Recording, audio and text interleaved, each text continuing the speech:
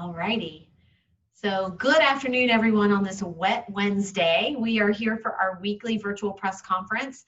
I've got with me Mayor Lee, Vice Mayor Cobb, City Manager Bob Cowell, and we've got our friend who is doing our sign language interpretation. We appreciate him. So, Mayor, take it away. Thank you, Tiffany, and our City Manager Bob Cowell and Joe, Vice Mayor, and everybody. It's a pleasure to be with you this afternoon. I want to start by acknowledging that it has been a difficult few months for everyone because of the COVID-19 pandemic. And we know that our residents and businesses have struggled. And I'm so proud of how throughout this time, employees continued to provide essential services 24/7, just as they always do, no matter the circumstances. That's important because the health and safety of our community really depends on it. I also want to be clear that we understand the role testing and contact tracing plays in the successful reopening of our community. Concerns over the adequacy of these efforts by the Virginia Department of Health have been expressed by me and this council on a number of occasions, and including a letter that I sent to state and federal officials last month. When I say state, I want you to know to Senator Edwards, Delegate Russell, and Senators Kane and Warner. And as recently as Monday's council meeting, Council Member Trish White Boyd again publicly raised a concern about testing and adequate testing. And I'm sure many of you saw the article yesterday where Roanoke is not, well, we are not testing. We have probably the lowest testing rate in the, not probably, but in the state. And so that's important to know. We're concerned. This council has written, they've supported me in writing a letter to let our state, federal, and officials know, along with the Virginia Department of Health, know that we need that testing and tracing here in our community. And I think the process is begun, and Dr. Odell, who works with us regularly, has started the process of we're beginning to develop tracers now, because when you have testing, you have to have tracers. But I want to reassure our citizens that this is nothing that we're ignoring. We're very much concerned about all the things that we're doing and that we need to do, and especially adequate testing capacity, actual testing, and contact tracing is essential. And the state must provide the attention and resources it deserves. And I just saw the governor's press conference, and he is stating that they're in good shape now. So as we prepare to go on to the next phase, I'm hoping and looking for things to increase here in our area. The citizens need to understand that their local government has also experienced difficulties during these months. As we ended the fiscal year 2020 and began fiscal year 2021, in a matter of just a few months, revenues decreased by 12 million from what we anticipate for the fiscal year 20 approved budget. And let me say it again. Our revenue decreased by nearly 12 million from what we anticipated for the fiscal year 20 approved budget, which is the same as actual revenue the city received in fiscal year 19. Of course, even as revenues decrease, expenses in a number of areas continue to increase, requiring us to balance the FY21 budget, accommodating for both decreased revenues and increasing costs. We want a balanced budget that continues to deliver on our stated priorities and to advance us toward the type of community we strive to be. On Monday, the city administration presented a proposed budget to City Council. That budget is balanced, with an emphasis on essential services and the staff associated with delivery of those services. And that's important to remember also, the staff that's associated with those essential services.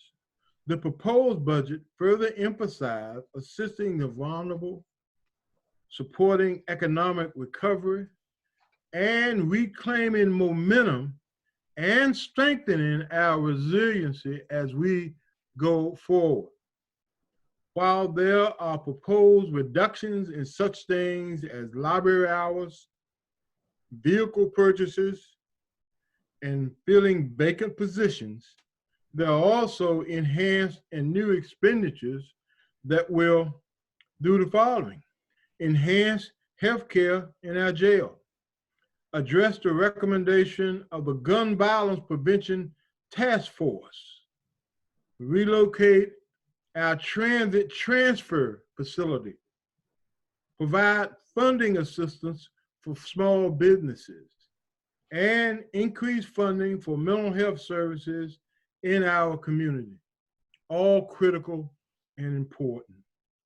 In total, it has been recommended that we invest more than $298 million into our community without any increase in the tax rate or fees. Let me say that again. It's recommended that we invest more than $298 million into our community without any increase in the tax rate or fees.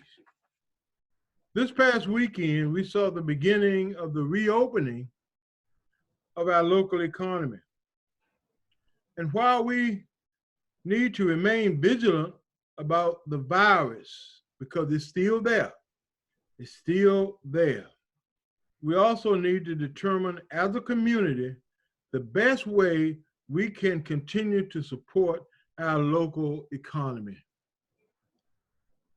The budget proposal all council members, Vice Mayor and I and the rest of council will vote on in June, with its emphasis and strategic priorities, is one significant way we're doing our part on behalf of the citizens.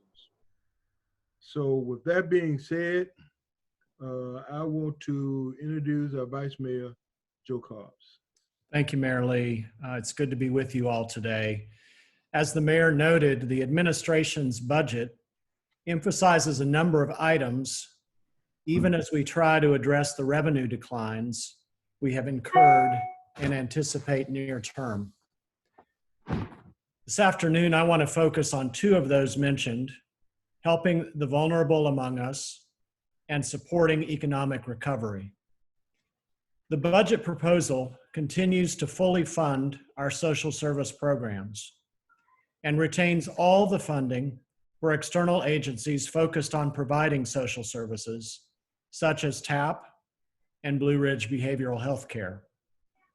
Further, through use of the COVID-related CDBG and CARES Act funding, additional funding is going toward programs that prevent or address homelessness that may be brought on by hardships experienced due to the COVID-related economic downturn, address neighborhood access to healthcare, financial counseling services, and that provide more funding for mental health services administered through Blue Ridge Behavioral Health. These expenditures are accompanied by continued investment in our transit system to ensure that we offer a higher quality of service to our patrons. new buses, more shelters, more efficient routes, and a multi-million-dollar replacement for our now more than 30-year-old facility.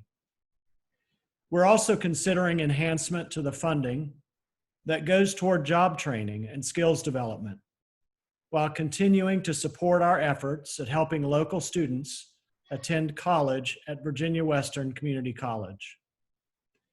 The budget proposal acknowledges the role local small businesses play in our community and the challenges they are facing with recovery. In addition to the technical and financial support we have already provided, the budget proposes additional funds of at least $1 million for recovery initiatives. Additionally, we're exploring options to provide even more funding in the form of grants, as well as no-cost professional services.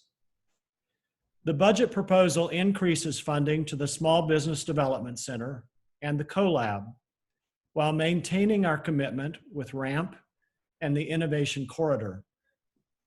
These investments are accompanied by our continued support of the healthcare and biomedical sector, more than $28 million in capital investments in our community, and continued development of a new technology park in collaboration with Roanoke County and the City of Salem. Each of these efforts enable us to continue to advance on our strategic priorities, even while we work our way through these challenging economic times, so that we may come out stronger and more resilient than ever.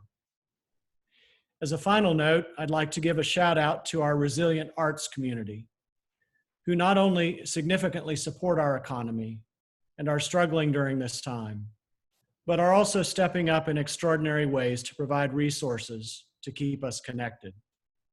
Among their contributions are the resources being provided online and in partnership with social service agencies, including art packets created by the Taubman Art Museum and distributed with food packets through Feeding Southwest Virginia's Community Solutions Center, and Kids Square, part of Center in the Square, creating and distributing 1,000 STEAM kits to students throughout our city.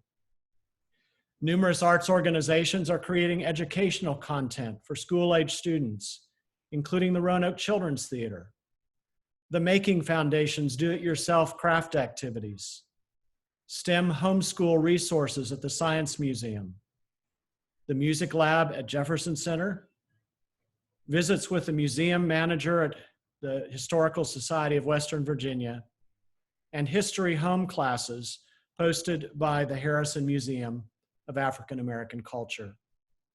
And in addition to all of that, live remote performances being created by Opera Roanoke for senior residential communities, Mill Mountain Theater Conservatory students, a variety of musicians going live through the Berglund Center, and even our Grandin Theater offering curbside popcorn pickup every Friday evening. There are so many great ways that our arts community are being supportive, and we're grateful for their creative energy on keeping us engaged. So I want to thank them all and thank you all. And at this point, I'll turn it back to Tiffany and Bob. Thank you, Joe and Mayor. So we're going to start at this point with questions that folks might have about any of the items that we've discussed or any of the other items that are on your mind that we'll go through. Bill has asked the first few questions, so I'll read these off and then kind of provide some answers, and then it looks like Ralph has asked a question as well. So Bill is asking questions regarding the testing information that the mayor referred to. So the first part of the question is that Roanoke is, of course, and I will add Roanoke area because, of course, the health department here is a health district that covers the entire Roanoke Valley as well as the Allegheny Highlands, is last in the state, that is 49th in the nation for testing. What is the city going to do to improve testing in Roanoke? As the mayor alluded to, testing is actually the responsibility in Virginia of the state Virginia Department of Health. And certainly the council has explained to and conveyed to over a month ago, as well as again as recently as Monday, their continued concerns they have with adequate levels of testing. The reality is it is the state that performs testing in Virginia, and so it will be the state that upgrades or enhances or improves testing opportunities in the state as well. Second part of the question is that Dr. Odell said that she wasn't spoken with her consultant when it came to Roanoke reopening. Why? Actually, I spoke with, again, with Molly this morning, and let me preface this by saying that Dr. Odell has twice a week a phone call with all of the administrators in both the Roanoke area as well as the Highlands area. And the purpose of those conversations are that so she can convey to us what's going on with the Virginia Department of Health response and the health district's response, and also what the localities and communities are doing. What Dr. Odell was referring to in response to a question that she was asked was, have any elected officials here or any officials in the communities here or in Allegheny Highlands requested that there be any type of delay in the opening of this area, as there has been in a couple of other areas in Virginia? And of course, that has not occurred. That at this point, the intent is that we will continue to correspond with the directions that the governor has made available and possible. And of course, in the case of Roanoke County, the officials in Roanoke County have asked that actually there be some acceleration of opening because of the limited number of cases and going on in our community. And then the third piece is, what is the city going to do to help inform and enforce guidelines as businesses reopen? On the information piece of it, we continue to push information out on our dedicated webpage for the COVID-19. There have been, as you all know, I think there are ongoing conversations between the council and stakeholder groups to kind of help us frame what it is they're looking for and additional information. And there is a myriad of information on that website, from help in trying to discern how best to sanitize and get a place ready for opening, for example, in churches, as well as a whole list of resources to connect to from the CDC and others. So that's the information piece. The enforcement piece, as you know, the executive order issued by the governor places responsibility of enforcement with the Virginia Department of Health and places the cities and counties in a support role. And just as we have with the other executive orders, we are prepared to support any action that the health department feels necessary to take for any businesses that actually fail to comply with those guidelines. Mayor or Vice Mayor, anything you want to add on any of those questions that were asked by Bill? Well, Bob, following what you said, we as a council have asked our state and federal representatives for help. We've emphasized to them how important testing and now tracing is. And I hope that we can improve on these numbers before we go into phase 2. I'm just not really comfortable where we are now, given the fact that our testing in this area is just practically low. One could say almost non-existent. And I think that the governor, they can move and make a move to come out here to be a part of this. But we've done at least what we can, and I think that we'll continue to pursue that. I want to ask, continue to work with Dr. Odell to make sure that we have plans in store to do that. I think people are seeing these other localities around us, primarily in the New River Valley area and up in or down in Collinsville, for that matter, are doing some testing. So we want to make sure we have everything in place. But again, I'm just, I was really just disappointed with our numbers. And I think the citizens want to know, have they forgotten us or looked somewhere else in the state? But it's important. And so we're going to be working and continue to work and do what we can to make that happen. But it's not because this council or city administration haven't done what we can do and all we can do, and we're going to continue to do that. Thanks. I would just concur with the mayor. We advocate nearly every day for an expansion of testing. I do appreciate the updates that we get from Dr. Odell, and I continue to hear that the health department now is really prioritizing where there are outbreaks, monitoring those closely, where there is contact tracing, and also that testing is, the priority areas for testing are in the outbreaks and in response to the outbreaks, and also for people who are symptomatic and are getting physicians' referrals. That testing is continuing. I've also heard her say that, and I think we all know, the state is hiring 1,300 contact tracers, and about 200 of those are in our area.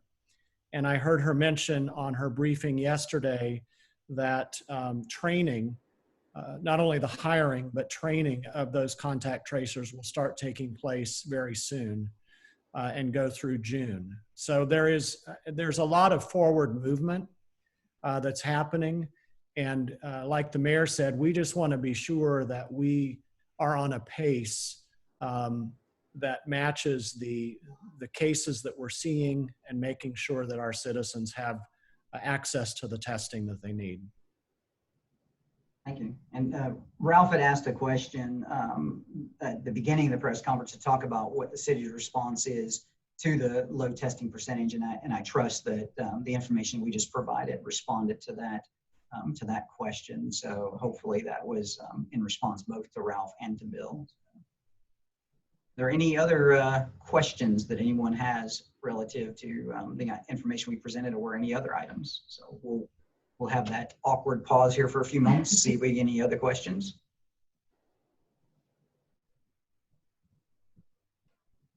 And not seeing any, I will take the opportunity to deviate slightly from what we've talked about today, and then certainly turn it over to the mayor and vice mayor for any last comments. But of course, we're now in the second day of probably what looks like 4 days worth of fairly significant rainfall. And just want to remind folks that we are experiencing localized flooding.